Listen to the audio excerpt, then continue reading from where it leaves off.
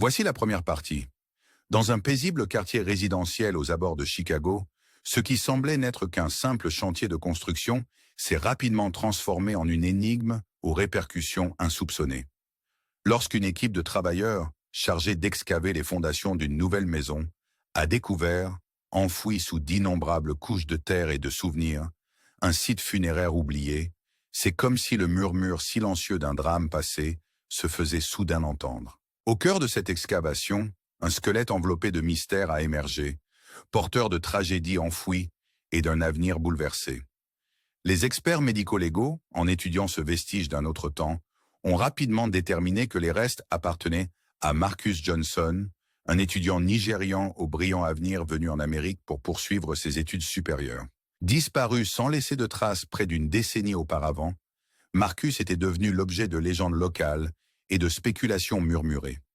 Cette découverte a ravivé le mystère de son absence soudaine, jetant une ombre inquiétante sur ce quartier apparemment paisible. Des rumeurs se sont mises à circuler, évoquant d'anciennes réunions dans un cottage campagnard appartenant à Edward Talley, un personnage local bien connu dont l'allure affable masquait à merveille les secrets que sa famille gardait jalousement. Au fil des investigations, alors que les enquêteurs reconstituaient patiemment le puzzle à partir de fragments de vêtements déchirés et d'os meurtris, un sentiment de destinée commença à se faire sentir, comme si une histoire d'intrigue, de trahison et de rêves brisés demandait à être révélée. Ce qui avait débuté comme une opération de routine s'était métamorphosé en une quête périlleuse pour démêler des couches de confiance, d'innocence et de culpabilité, celle d'un groupe de jeunes artistes qui, jadis, s'étaient livrés à des performances clandestines sous la voûte étoilée. Loin d'être un simple incident, cette découverte s'annonçait comme le point d'entrée d'un récit où chaque détail, chaque silence, semblait receler le début d'une aventure palpitante. Alors que le soleil se couchait sur ce quartier autrefois tranquille, une question obsédait désormais l'esprit de chacun. Jusqu'où serions-nous prêts à aller pour déterrer les vérités enfouies du passé? Dans leur investigation, les détectives se sont enfoncés toujours plus profondément dans l'affaire, découvrant un enchevêtrement complexe de relations et de rivalités qui liait Marcus à un cercle d'amis locaux soudés. Au cœur de cette toile se trouvait Edward Talley, propriétaire du charmant cottage campagnard, où la troupe de jeunes artistes s'était réunie pour répéter leurs performances impromptues, et sa sœur, Kayla Talley, dont le rôle s'avéra rapidement essentiel dans ce drame teinté de trahison et de douleur. Aux côtés de Zoé, Ike, Anthony et Owen, ces passionnés avaient métamorphosé ce refuge rustique en une véritable scène en plein air, où sous le ciel étoilé passion et drame se mêlaient au rythme de leurs répétitions nocturnes. Toutefois, derrière les rires et une camaraderie apparente se cachant des tensions oubliées et des événements enfouis sous un voile de secrets murmurés. Lors des fouilles, les enquêteurs ont mis au jour non seulement des fragments de tissus témoignant d'une vie jadis intense, mais aussi des éclats de sang, indices troublants d'un affrontement violent qui avait marqué cette nuit fatidique.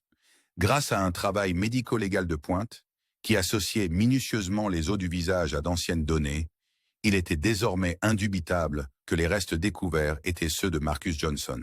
Au fil des interrogatoires, les déclarations des survivants se sont révélées aussi variées qu'intrigantes. Dans un moment de vulnérabilité poignante, Kayla, la voix tremblante, a confié qu'une altercation avait éclaté lors d'une répétition prolongée, affirmant que, tandis que la plupart de ses camarades avaient même quitté les lieux, elle et Marcus étaient restés pour peaufiner leur spectacle. Ce calme apparent s'était rapidement mué en une confrontation chaotique, durant laquelle Marcus, emporté par une émotion incontrôlable, avait réagi de manière fatale. Pourtant, malgré la sincérité apparente de sa confession, des murmures d'incohérence et de doute commençaient à se propager, semant le doute sur la véracité d'un récit qui semblait trop réglé pour être le fruit d'un simple accident tragique. Pouvait-on réellement imputer à une seule personne la responsabilité de cette nuit où tout avait basculé? Où se cachait-il, derrière cette performance soigneusement orchestrée, une main plus habile capable de détourner la vérité d'un doigté criminel?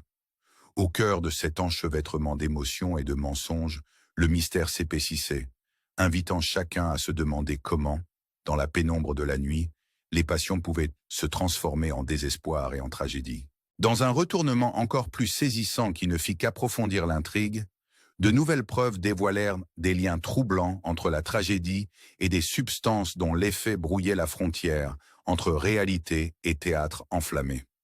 De minuscules traces d'une drogue inconnue furent relevées sur une casquette découverte non loin des lieux du drame, suggérant que la personne responsable avait agi sous l'emprise d'un état altéré. Alors que les enquêteurs réexaminaient minutieusement les témoignages embrouillés, une confession inattendue émana d'Owen, ce membre réservé mais énigmatique du groupe, qui révéla être intervenu lors d'une confrontation brûlante entre Marcus et Kayla. Son récit, destiné à apaiser les esprits, ne fit qu'ajouter une couche supplémentaire de complexité à une histoire déjà minée par les contradictions. Progressivement, le focus se déplaça de la confession accablante de Kayla vers un suspect encore plus surprenant, celui de Danny Talley, le jeune demi-frère de Kayla, âgé de 16 ans. En proie à la confusion, Danny s'était retrouvé, sous l'influence de la même drogue détectée sur la casquette, au cœur d'une reconstitution presque théâtrale d'une scène classique connue des amateurs de drame. Ce qui devait être une simple répétition se transforma en un tableau chaotique où la passion et l'erreur fatale se mêlèrent de façon inextricable. Les témoignages se rappelèrent comment la présence de Danny avait soudain bouleversé la scène, transformant une pratique théâtrale en une séquence d'événements tragiquement incontrôlés. Dans une tentative désespérée de protéger sa sœur, voire lui-même, Danny intervint avec une force mal dirigée, et dans le torrent d'émotions, il étouffa Marcus, sans intention apparente de commettre l'irréparable. La panique s'abattit alors sur le groupe, et c'est Owen qui, dans un geste précipité pour dissimuler l'ampleur du drame, organisa l'enterrement rapide du corps, tandis que Danny, marqué par une nuit qui ébranlerait sa mémoire, fut discrètement éloigné de la scène. À mesure que les investigations mettaient au jour les tenants d'une affaire aux ramifications multiples, mêlant loyauté familiale, confusion d'une jeunesse perdue et la fatalité d'un malentendu tragique, la communauté fut plongée dans une stupeur grandissante. Les témoignages se paraphrasaient en une multitude d'efforts pour étouffer la vérité, créant un labyrinthe d'accusations et de justifications qui laissait peu de place à une conclusion simple et limpide. Alors que le calme relatif de la région semblait se dissoudre dans un flot continu de révélations, chacun se trouvait confronté à une terrible question sur la nature humaine.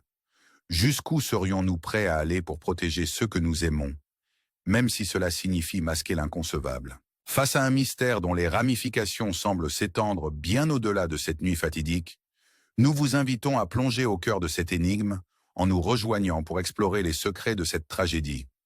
Aimeriez-vous découvrir jusqu'où l'emprise du destin et des passions humaines peut nous entraîner? N'oubliez pas d'aimer, de vous abonner et de partager vos réflexions. Jusqu'où iriez-vous pour sauver quelqu'un que vous aimez?